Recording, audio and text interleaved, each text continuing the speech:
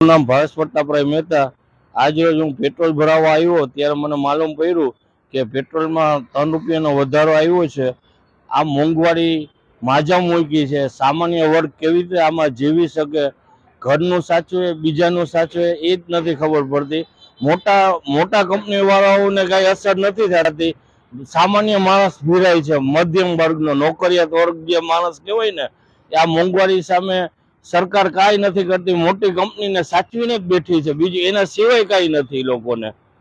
કિરીટભાઈ પરમાર, રહેવાનું જામનગર ભાઈ।